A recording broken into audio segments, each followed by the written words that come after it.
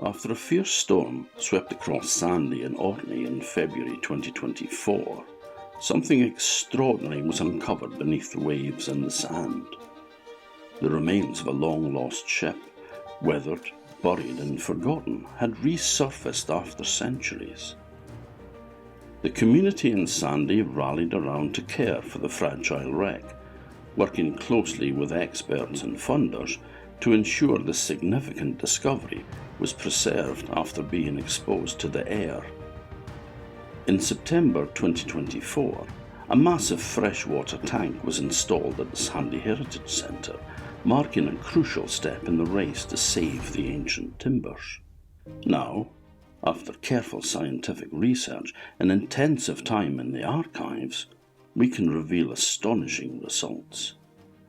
Not only do we know where and when the ship was built, we think we know exactly which ship it is. So from the balance of evidence we have from archive and dendro material, we have identified the whaler Earl of Chatham as the primary candidate for the wreck, and we know from the archive material that the whaler is formerly HMS Hind. We start out with evidence from the timbers themselves, and then also importantly the dendrochronological samples that we took back in February 24. So dendrochronology is a dating technique using measuring tree rings, and what you can do with that is you can both get a date for the timbers themselves, when they were felled, and you can get a provenance for the timbers. So Dr. Carly Mills at Dendrochronicle has spent the last 6 months working on the analysis, and she has found that the dates coming out broadly middle of the 18th century, and the provenance of the timbers is largely coming out as southern and southwestern England. Then we move on to the archive material.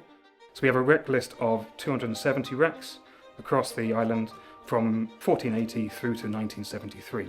And we can start bringing in other archive information, things like Lloyd's Register, to get more information about the individual ships. And then we start the process of elimination. And thanks to the work we did and the dedicated volunteer researchers from Sanday and from Orkney Archaeological Society, we were able to bring down that list to Earl of Chatham as the primary candidate. And through further archive research at the National Archives and the National Maritime Museum, we were able to identify that it was a former Royal Naval vessel, and then working through that, we were able to identify it as HMS Hind. HMS Hind was a Royal Navy frigate, built in Portsmouth in 1752. It saw many years of active service, including the sieges of Louisbourg and Quebec in the 1750s, which resulted in the British conquest of Canada against the French. Later, in the late 1770s, the frigate was once again in action during the American Revolutionary War. After its service with the British Navy, HMS Hind was sold and repurposed as a whaling vessel, taking on a new identity as the Earl of Chatham. In March 1788, the Earl of Chatham embarked on another whaling voyage, heading north, most likely to the seas around Greenland. It made it as far as Sanday before being wrecked in the Bay of Loch Ness with 56 crew on board.